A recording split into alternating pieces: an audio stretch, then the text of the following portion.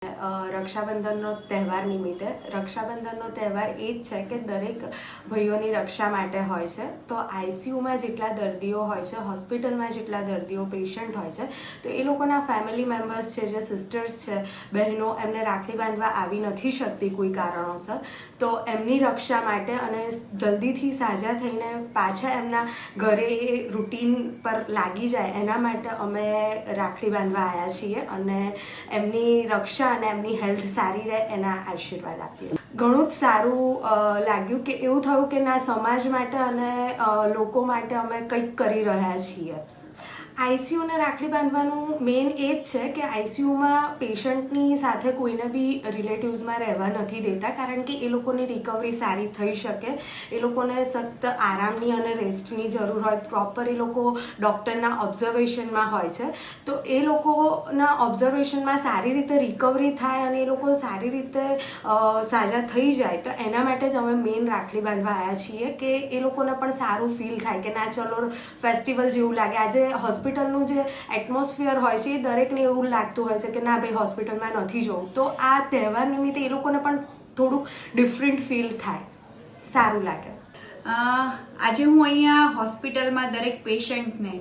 રાખડી બાંધવા આવી છું અને એનું મેઇન તાત્પર્ય એક જ છે કે દરેક ભાઈઓની રક્ષા થાય. બરાબર, આજે હોસ્પિટલમાં છે, એ લોકો ઇન્ફેક્શિયસ છે, ઘરે નથી જઈ શકતા અને બહેનોને અમે અહીંયા અલાઉડ નથી કરતા, કારણ કે નહીંતર કુટુંબના પણ સભ્ય ઇન્ફેક્ટેડ થાય છે. તો એમની રક્ષા થાય એના માટે અમે ખુદ ભાઈઓને રાખડી બાંધીએ છીએ, જલ્દી સાજા થઈ જાય, જલ્દી રિકવર થાય, ઘરે જાય અને આ સરસ જે અત્યારે તહેવારનો માહોલ આવે છે, રક્ષાબંધન, 7મ 8મ, અહીંયા અમારે રાજકોટમાં તો આપણે આ ખૂબ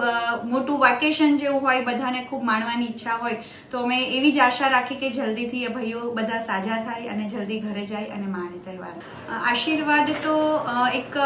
કહીએ ને કે મનને, જે દિલને સુકૂન મળે આપણને. બરાબર છે, આજે ભાઈને રાખડી બાંધી છે, જેટલા પેશન્ટ છે, બરાબર, દરેક દર્દીઓને અમે રાખડી બાંધી. અમે બધાને કીધું કે તમે જલ્દી સાજા થઈ જશો. ઘણા દર્દીઓના આંખમાં જળજળિયા પણ આવી ગયા કે એ લોકો ઘરે નથી જઈ શક્યા, એની બહેન અહીંયા આજે રાખડી બાંધવા નથી આવી શકી, તો એ લોકો પણ એક તહેવારનો માહોલ અહીંયા માણે છે હોસ્પિટલમાં. એક દર્દીને દવા તો કામ કરે જ છે, પણ જે સાથે સાથે આ માહોલ જે મળે છે, જે એના માનસિક આપણા વિચારો છે ને એને સપોર્ટ આપે છે, તો એનાથી પણ દર્દી થોડું જલ્દી સાજું થઈ જાય એવી અમને એવા અનુભવો પણ થયા છે કે આ બધી વસ્તુથી દર્દી થોડું જલ્દી સાજું થઈ જાય છે. એક બેનને બસ એટલો જ સંદેશો છે કે આપણે કદાચ ભાઈને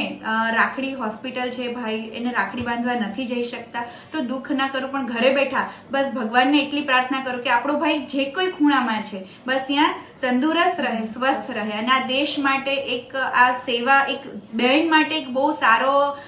એક આ ઓપોર્ચ્યુનિટી કહેવાય કે આપણા દેશના દરેક ભાઈઓની સારી સ્વાસ્થ્ય માટેની, રક્ષા માટેની ભગવાને આપણને એક ઓપોર્ચ્યુનિટી આપી છે કે આપણે આના થ્રુ આપણે આપણા ભાઈઓની રક્ષા માટેની એક આશીર્વાદ રૂપ આપણે ભાઈને આપી શકીએ છીએ.